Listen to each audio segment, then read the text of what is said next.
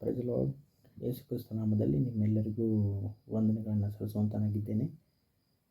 ಪ್ರಿಯದ ಜನರೇ, ಇಂದಿನ ದೇವರ ವಾಕ್ಯದಲ್ಲಿ ನಾವು ನೋಡ್ತೇವೆ. ಅಂದಿನ ದೇವರ ವಾಕ್ಯದಲ್ಲಿ ಮನುಷ್ಯರಿಗೆ ಅಸಾಧ್ಯ, ದೇವರಿಗೆ ಎಲ್ಲ ಸಾಧ್ಯವಾಗಿದೆ ಎಂಬುದಾಗಿ ನಾನು ಹೇಳಲಿಕ್ಕೆ ಇಷ್ಟಪಡ್ತೇನೆ. ಪ್ರಿಯ ಸಹೋದರ ಸಹೋದರಿಯರೇ, ದೇವರ ವಾಕ್ಯದಲ್ಲಿ ನಾವು ನೋಡುವಾಗ ಹಳೆಯ ಒಡಂಬಡಿಕೆ ಕಾಲದಲ್ಲಿ ನಾವು ನೋಡುತ್ತೇವೆ.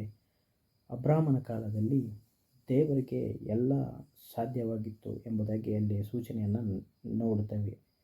ಯಾಕೆಂದರೆ ಆತನು ತನ್ನ ಮುಪ್ಪಿನ ವಯಸ್ಸಿನ ಕಾಲದಲ್ಲಿ ಒಬ್ಬ ಮಗನನ್ನು ಕೊಡ್ತೀನಿ ಎಂಬುದಾಗಿ ಹೇಳುವಾಗ ಆತನು ಮತ್ತು ತನ್ನ ಹೆಂಡತಿಯನ್ನು ನಂಬಲಿಲ್ಲ.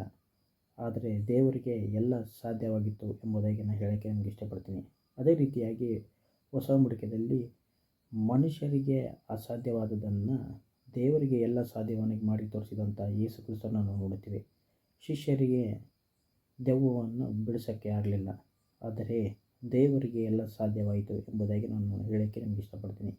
ಅದೇ ರೀತಿಯಾಗಿ ನಿಮ್ಮ ಜೀವನದಲ್ಲಿ ಕೂಡ ನಮ್ಮ ಕಡೆಯಲ್ಲಿ ಏನೂ ಸಾಧ್ಯ ಆಗುವುದಿಲ್ಲವೋ, ಆದರೆ ದೇವರನ್ನು ಬೇಡಿಕೊಂಡರೆ ಎಲ್ಲವೂ ಸಾಧ್ಯವಾಗುತ್ತದೆ ಎಂಬ ನಮಗೆ ಹೇಳಲಿಕ್ಕೆ ನಾನು ಇಷ್ಟಪಡುತ್ತೇನೆ. ನನ್ನ ಕೈಯಲ್ಲಿ ನಾನು ಏನೂ ಆಗೋದಿಲ್ವ, ಎಲ್ಲವನ್ನೂ ನಾನು ಸೋತಿದ್ದೀನ, ನಾನು ಎಲ್ಲಿ ಬಳಲಿದ್ದೇನೆ, ನನಗೆ ಕಷ್ಟ ಇದೆ, ನೋವು ಇದೆ ಎಂಬುದನ್ನು ನೋಡುವಾಗ ದೇವರ ಬಳಿಗೆ ಬಂದಾಗ ದೇವರು ನಮ್ಮ ಜೊತೆಗೆ ಇದ್ದು ಎಲ್ಲವನ್ನು ಸಾಧ್ಯ ಮಾಡುವಾತನಾಗಿದ್ದಾನೆ.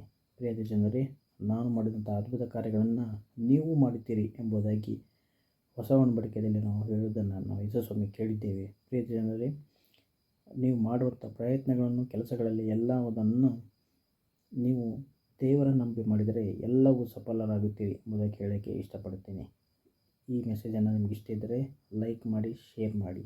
ಆಮೇಲೆ